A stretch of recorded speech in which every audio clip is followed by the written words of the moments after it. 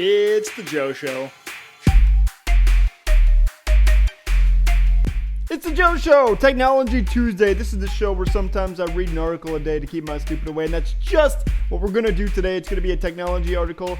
It's going to be a little bit different than most Technology Tuesdays. In the past, I've kind of showed you a different piece of technology and demoed it. But today, straight up article, super interesting. Let's hop right into it. It says, this ailing scientist is trying to save his life by becoming the world's first full-fledged cyborg. What? Justice League, anyone? You should probably move. Cyborg. Think of it as a science experiment. This is Cyborg territory, and I intend to be a human guinea pig to see just how far we can turn science fiction into reality. Let's find out who this crazy guy is. I mean, you got to be a little bit crazy to be doing this, right? You got to be breaking bounds, pushing limits.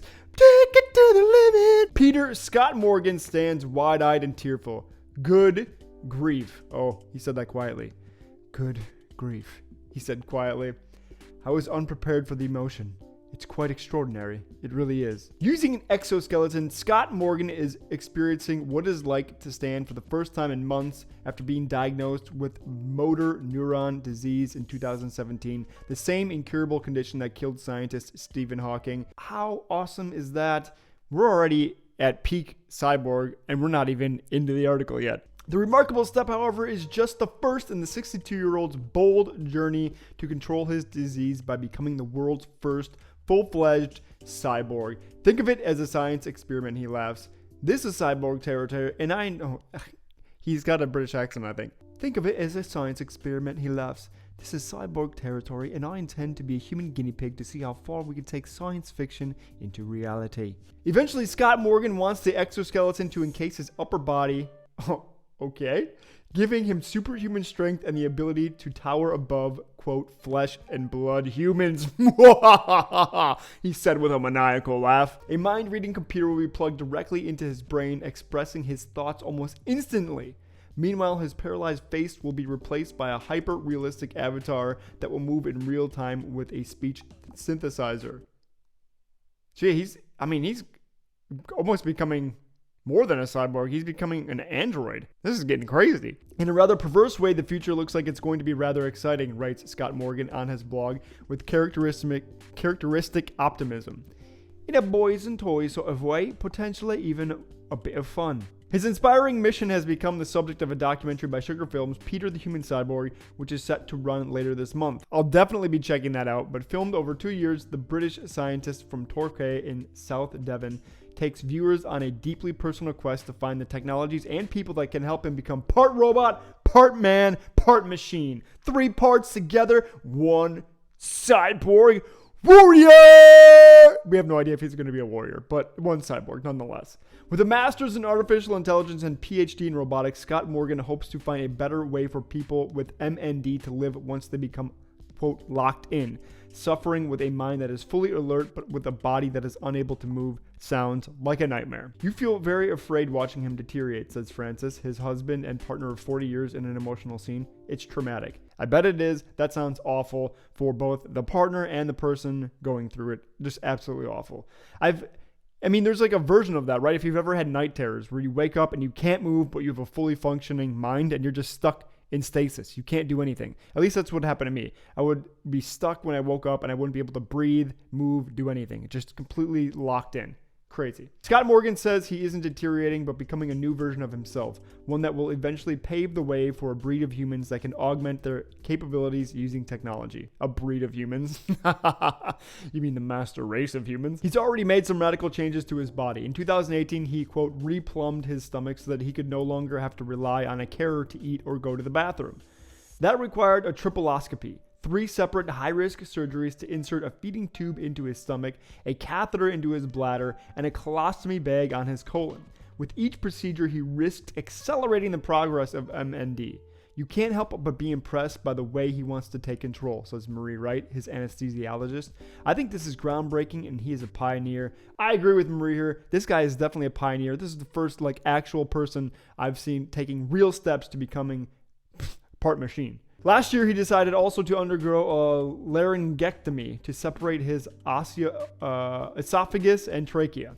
The idea was to prevent saliva from running into his lungs as the paralysis moved up his body toward his chest and throat.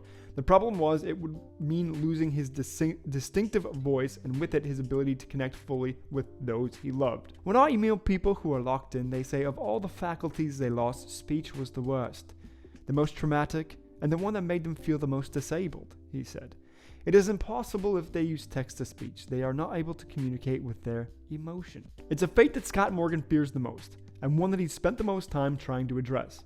Prior to losing his voice, he spent hours recording words and sentences with the help of scientists at Edinburgh-based Siri Proc.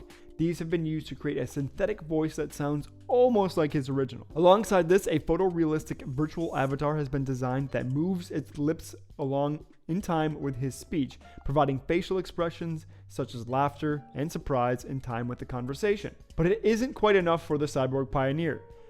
To help preserve his charismatic personality, Scott Morgan enlisted the help of Lama Nachman, director of anticipatory computing at Intel Labs, and the woman who helped rebuild Hawking's speech system. Over several months, the pair have developed a radical plan to give Scott Morgan's cyborg its own artificial intelligence.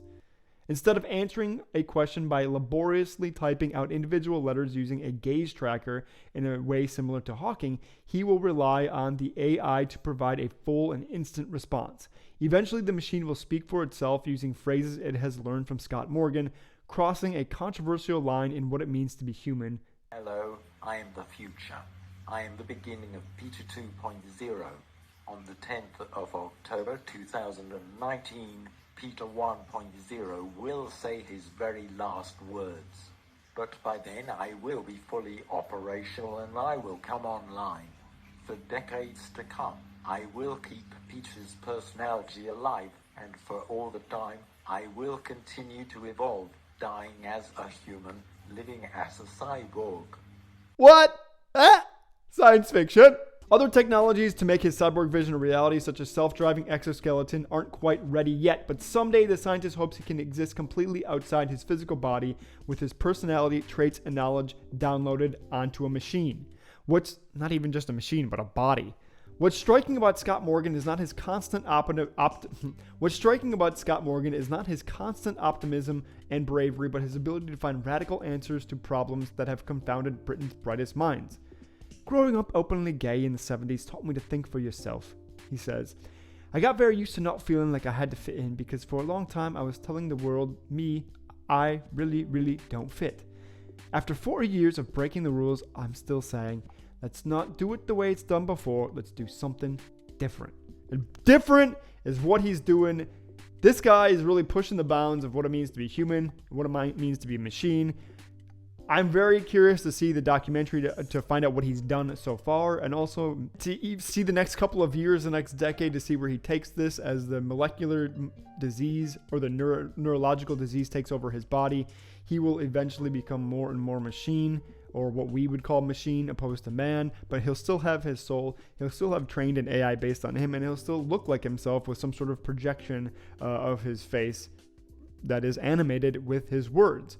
So it will really ask the question, especially if he can move around and have an exoskeleton that is self-driving, what exactly is human, and is he human any longer, or is he something else? Is this guy a machine? This is crazy. We're reaching sci-fi territory here. What could go wrong? Who knows?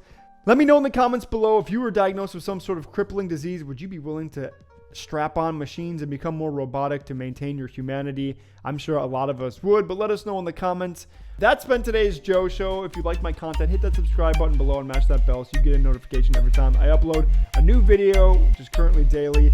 In the meantime, read something good about technology. Until then, I'll see you next time. This has been the Joe Show. I love you.